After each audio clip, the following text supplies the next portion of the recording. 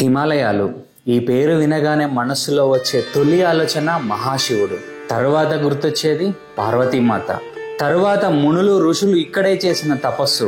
ఇవి మనకి ఎందుకు గుర్తొస్తాయంటే మనం చిన్నప్పటి చూసిన సినిమాలు, సీరియల్స్. మరి ఆ సినిమాలకి సీరియల్స్కి ప్రధాన ఆధారం ఏంటి? అవును, మన చరిత్ర, మన పురాణాలు, మన ఇతిహాసాలు. అందుకే మన ప్రయాణం ఎప్పుడు దేవుళ్ళని వెతుక్కుంటూ వెనక్కి, అంటే మన మూలాల వైపు ప్రయాణిస్తాం.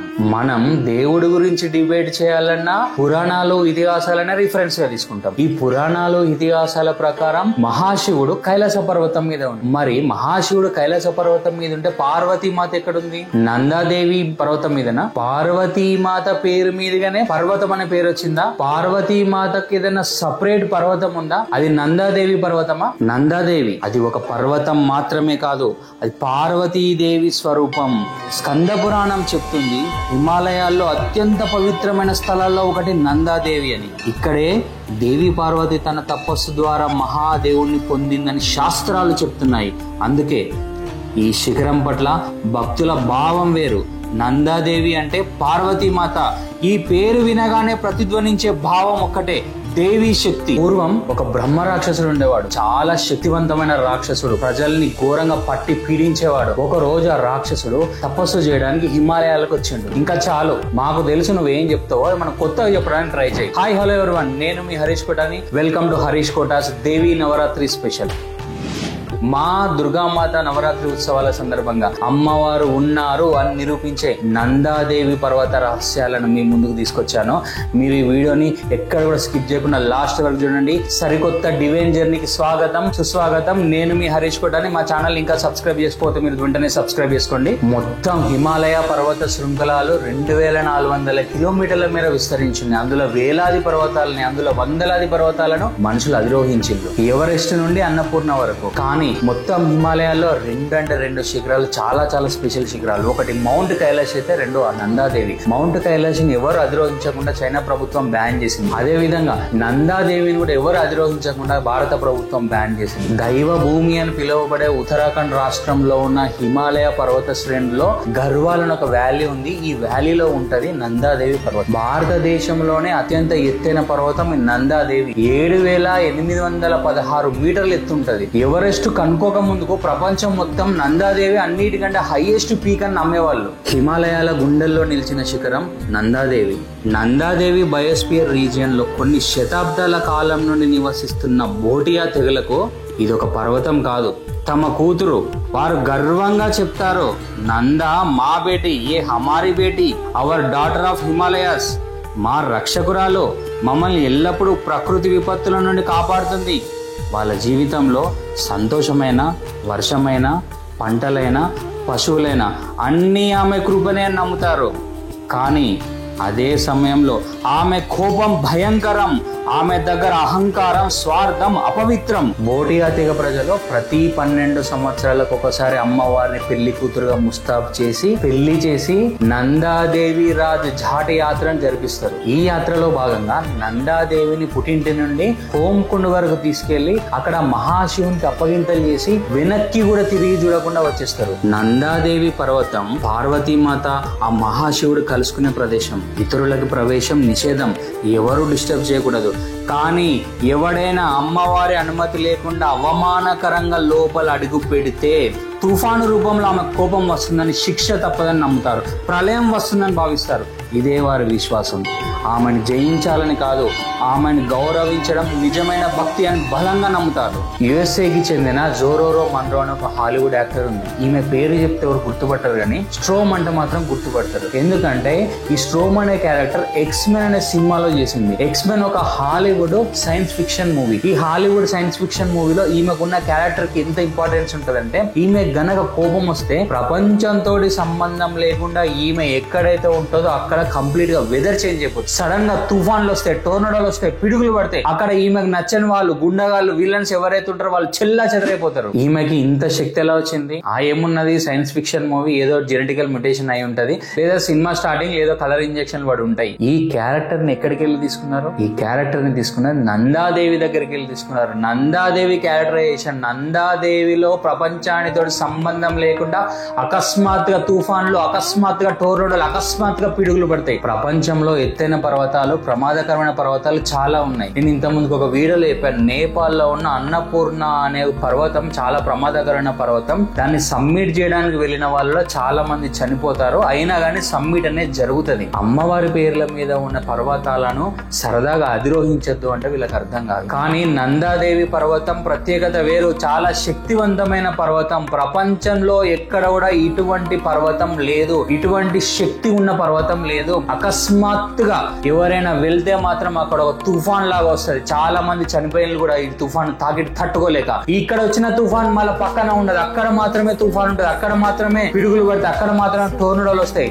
వెళ్ళిన వాళ్ళ మనిషి డెడ్ బాడీ కూడా దొరకకుండా గల్లంత అయిపోతుంది. హిమాలయాల్లో ఉన్న చాలా పర్వతాలకి విజ్ఞానం అనేది తెలిసిన తర్వాత ప్రపంచానికి అప్పుడు పేర్లు పెట్టిళ్ళు. కానీ కొన్ని పర్వతాలకు మాత్రం పేర్లు కొన్ని తరతరాలుగా యుగ యుగాలుగా చరిత్రానుసారంగా వచ్చిన పేర్లనే పెట్టిళ్ళు.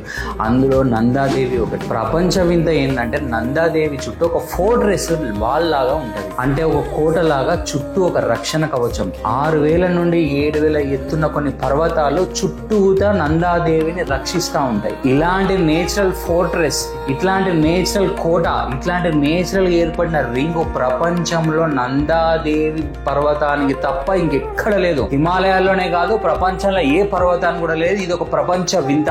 భోటియా ప్రజల నమ్మకం ఇక్కడే మొదలవుతుంది. ఇది ఎవరు కట్టించింది కాదు, ప్రకృతి తానే స్వయంగా రక్షణగా నిలిచింది. వారి మాటల్లో ఏమంటారంటే అమ్మవారు అక్కడే ఉన్నారు, ఆమె ఏకంతానికి భంగం కలగకూడదు, అందుకే సహజ సిద్ధంగా ఏర్పడిన గోడలు ఆమె రక్షణ కవచం లాగున్నాయి. ఈ కోటలో చాలా జీవరాశులు వర్ధిల్లుతున్నాయి. ప్రజల విశ్వాసంలో అది అమ్మవారి స్థానం.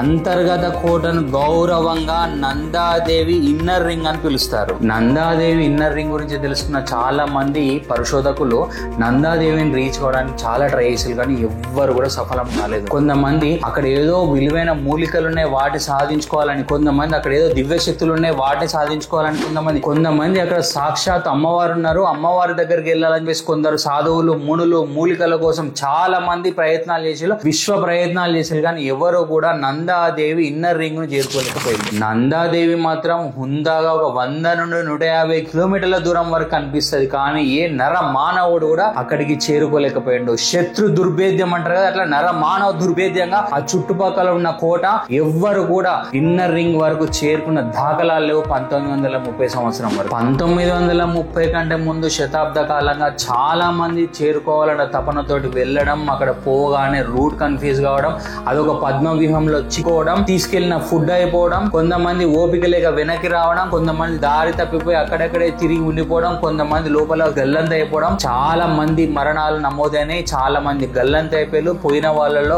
వస్తారో రారో నమ్మకం ఉండేది. చాలా మందికి అక్కడ ఉన్న లోకల్ చెప్పిలు వెళ్ళకూడదు, అమ్మవారి పర్మిషన్ లేకుండా, అహంకారంతో అసలే వెళ్ళకూడదని చెప్పి ఒక్కళ్ళు కూడా వినకుండా అందరు చాలా మంది ట్రై చేశారు. మీ పర్మిషన్ లేకుండా మీ ఇంట్లోకి ఎవరైనా చొరబడితే మీ కోపం వస్తుందా రాదా? అయితే నందాదేవి విషయంలో ఇంకొక ఇంట్రెస్టింగ్ ఫ్యాక్ట్ ఏంటంటే, నందాదేవి ఏదైతే రక్షణ కవచం ఉందో రక్షణ కవచం ఆనుకొని ఎగ్జాక్ట్ గా కాపీ క్యాట్ లాగా ఇంకొక నందాదేవి పర్వతం ఉంటది. అక్కడున్న లోకల్స్ ఏమంటారంటే అలకనందాదేవి అంటారు. లోకల్స్ బలంగా నమ్మేది ఏంటంటే అమ్మవారికి ఉన్న శక్తులు ఈ అలకనంద పర్వతానికి ఉండవు. కాకపోతే ఏంటంటే ఈ అలకనంద పర్వతం వచ్చేసి అమ్మవారి పర్వతాన్ని రక్షణ కవచం లాగా ఉంటది, గేట్ కీపర్ లాగా. అందుకే దీన్ని వచ్చేసి నందాదేవి ఈస్ట్ అని పిలుస్తారు. 1900 సంవత్సరంలో ట్రిగ్నామెట్రీని కనుగొనడం జరిగింది. ఈ ట్రిగ్నామెట్రీని బ్రిటిష్ వాళ్ళు యూజ్ చేసి నందాదేవి చుట్టుపక్కల ఉన్న ఏవైతే రక్షణ పర్వతాలున్నాయో వాటి హైట్లను తీసి వాటిని ఒక మ్యాప్ గీస్తే వాళ్ళకి అర్థమైన విషయం ఏంటంటే, అమ్మా లోకల్స్ చెప్పేది నిజమే, అక్కడ నిజంగానే అమ్మవారి చుట్టూ రక్షణ కవచం ఉంది, ఏ విధంగానైనా ఈ రక్షణ కవచాన్ని మనం ఛేదించాలని చెప్పేసి బ్రిటిష్ వాళ్ళు చాలా స్ట్రాంగ్ గా డిసైడ్ అయ్యి 1926 1926వ సంవత్సరం నుండి వాళ్ళు ఏకదాటిగా దండయాత్ర చేయడం స్టార్ట్ చేశారు. 1926వ సంవత్సరం నుండి బ్రిటిష్ వారి నందాదేవి దండయాత్ర అనేది కంటిన్యూగా కొనసాగింది. వీళ్ళు చిన్న చిన్న టీములుగా మల్టిపుల్ టీమ్స్ గా మల్టిపుల్ టైమ్స్ డివైడ్ అయిపోయి మల్టిపుల్ వేస్ లో వెళ్ళిళ్ళు. కానీ ఎవ్వరు కూడా సబ్మిట్ చేయడం కాదు కదా, కనీసం నందాదేవి దగ్గర పోవడం కూడా ఎవ్వరికి సాధ్యం కాలేదు. ఆ తర్వాత ఏం చేసిందంటే ఇంకా చిన్న చిన్న టీములుగా ఫామ్ అయిపోయి కరెక్ట్ గా ఉన్న ఈ కోట చుట్టుపక్కల ప్రాంతాలలో మల్టిపుల్ టీమ్స్ నుండి మల్టిపుల్ వేస్ లో లోపలికి రావడం అనేది స్టార్ట్ చేసి 1926 నుండి మొదలైన ఈ దండయాత్ర కరెక్ట్ గా 8 సంవత్సరాల తర్వాత అంటే 1934వ సంవత్సరంలో ముగిసింది. నందాదేవి కోట చుట్టూ కొన్ని వందల టీములు పోయి పరిశోధన చేసినా గానీ ఎక్కడ వాళ్ళకి రూట్ కనిపించలేదు. కానీ లాస్ట్ కి 1934వ సంవత్సరంలో ఎరిక్ షిప్మన్, బిల్ టిల్మన్ అనే ఒక టీం ఏం చేసిందంటే వీళ్ళు ఒక చిన్న సైజు టీముని తీసుకొని లైట్ వెయిట్ సామాగ్రిని తీసుకొని వీళ్ళు పరిశోధనలు చేసుకుంటా వెళ్తే వీళ్ళకి ఒక రూట్ కనబడ్డది. అది రిషి గార్గ్ రూట్. నందాదేవి బయట కోటలో ఒక పెద్ద గోడ లాంటిది ఉంది, దాదాపు 1.5 కిలోమీటర్ల ఎత్తు. ఇది గోడ మాత్రమే కాదు, ఒక ప్రాణాంతక కందకం. ఒక్క తప్పడుగు చాలు జీవితం క్షణాల్లో ముగిసిపోవడానికి. అక్కడి నుండి ప్రవహిస్తుంది రిషిగంగా, మంచు కరిగిన జలపాతం. పిచ్చి వేగంతో క్రిందికి పరిగెడుతూ ప్రతి రాయిని కొడుతూ ప్రతిధ్వనిస్తూ స్వయంగా ఒక ప్రకృతి హెచ్చరికలాగా ఉంది. నందాదేవి నుండి వచ్చే రిషిగంగా ప్రవాహం వెళ్లి అలకనందాలో కలిసి అలకనందా నుండి ప్రయాగరాజ్ వద్ద గంగా నదిలో కలుస్తుంది. ఎరిక్ షిప్టన్, బిల్ టిల్మన్లు ప్రాణాలకు తెగించి ప్రాణాలతో చెలగాటమాడి 1.5 కిలోమీటర్లు ఉన్న ఈ క్లిఫ్ మెల్లగా ఎక్కి మీద కూర్చొని లోపలికి చూస్తే వాళ్ళ కనబడ్డది ఒక అద్భుతమైన ప్రపంచం. కళ్ళు చెదిరే నందాదేవి ఇన్నర్ రింగ్ కనిపించింది వాళ్ళకి. ఒక మనిషికి నమ్మశక్యం గాని అద్భుత ప్రపంచం ఉంది లోపల.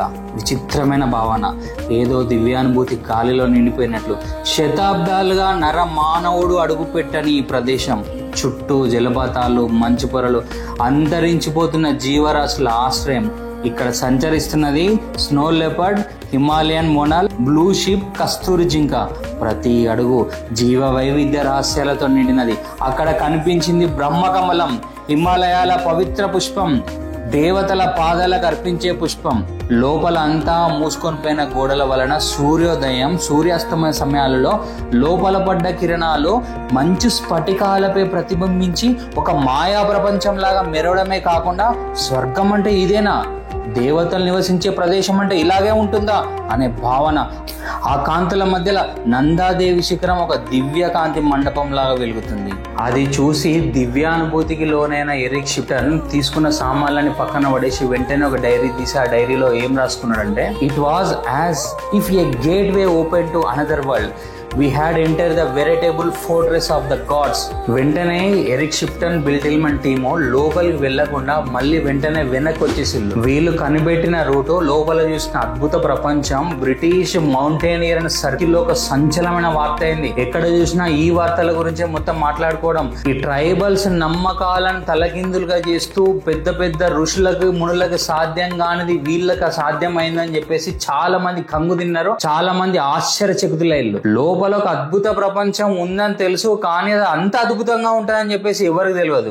కొన్ని విషయాలు మనం చాలా సర్వసాధారణంగా తీసిపడేసాం, కానీ ఇవి చాలా ప్రాముఖ్యత కలిగిన విషయాలు. మన ఇతిహాసాలలో, పురాణాలలో శంబల నగరం గురించి మెన్షన్ చేసి ఉంది. శంబల ఎక్కడుందో మనకు తెలియదు, శంబలకు దారేందో తెలియదు, కానీ నందాదేవి దగ్గర ఉన్న ప్రదేశం గురించి తెలుసు. అది ఎక్కడుందో తెలుసు, కానీ అది అక్కడికి ఎలా వెళ్ళాలో దారి తెలియక కొన్ని శతాబ్దాల కాలంగా చాలా మంది ప్రాణాలు వదిలేసి. మహాశివుని దగ్గర ఉన్నది శంబల నగరం అయితే పార్వతీమాత దగ్గర ఉన్నది నందాదేవి ఇన్నర్ సర్కిల్. రూట్ కనిపెట్టింది 1934వ సంవత్సరంలో. అయినా నందాదేవి ఇన్నర్ రింగ్ లోపలికి రీచ్ అయింది మాత్రం 1936వ సంవత్సరంలో. 1936వ సంవత్సరంలో టిల్మన్, ఓడెల్ వీళ్ళిద్దరు మాత్రం ఇన్నర్ రింగ్ లోకి వెళ్ళడానికి సాహసం చేసిళ్ళు. కానీ 1936వ సంవత్సరంలో వీళ్ళతో పాటు ఎరిక్ షిప్టన్ మళ్ళీ లోపల రావడానికి సాహసం చేయలేదు. ఎందుకంటే ఆయన చూసిన దివ్యానుభూతిని ఖచ్చితంగా ఆయనే అమ్మవారి ప్రజెన్స్ ని ఫీల్ అయ్యిండు, లోకల్ చెప్పింది నిజమని నమ్మిండు. లోపలికి వెళ్ళడం తప్పని భావించి ఆయనే 1936వ సంవత్సరంలో పర్సనల్ రీజన్స్ అని చెప్పేసి ఆయనే లోపలికి అడుగు పెట్టడానికి రాలేదు. హ్యూమన్ హిస్టరీలోనే ఫస్ట్ టైం ఒక మనిషి 7,816 మీటర్ల ఎత్తున్న నందాదేవి పర్వతాన్ని సబ్మిట్ చేసిండు. అప్పటి వరకు ఎవరెస్ట్ ని కనుక్కోకపోవడం వల్ల ప్రపంచంలోనే అత్యంత ఎత్తైన పర్వతం నందాదేవిగా రికార్డులో ఉంది. 1953వ సంవత్సరంలో ఎవరెస్ట్ ని కనుగొని సబ్మిట్ చేయడం జరిగింది. 1936 36వ సంవత్సరంలో నందాదేవి పర్వతాన్ని సబ్మిట్ చేసిన తర్వాత ఆ తర్వాత ఇంతవరకు ఎవరు సబ్మిట్ చేయలేకపోయిల్లో, చాలా మంది వచ్చిన వాళ్ళు ప్రాణాలు కోల్పోయిల్లో. గవర్నమెంట్ ఆఫ్ ఇండియా బ్యాన్ కూడా చేసింది. 1936వ సంవత్సరంలో ఉన్న టెక్నాలజీ తోటి, 1936 సంవత్సరంలో ఉన్న కెమెరా తోటి వాళ్ళు తీసిన ఫోటోలతోటి అమ్మవారి పర్వతాన్ని అధిరోహించిల్లు అంటే నేను మాత్రం పర్సనల్ గా నమ్మను. ఎందుకంటే 1936వ సంవత్సరంలో ఉన్న టెక్నాలజీ తోటి నువ్వు నందాదేవి పర్వతాన్ని అధిరోహించగలిగితే ఎందుకు 1970లలో 1980లలో కూడా ఆ పర్వతాన్ని అధిరోహించలేకపోయిల్లు? అసలు విషయం ముందుంది, ఇది ముగింపు కాదు. ఇక్కడి వరకు మా వీడియో చూసినందుకు నా హార్ట్ఫుల్ థ్యాంక్స్ అండి. నేను మీ హరీష్ కోటాని, సైనింగ్ ఆఫ్.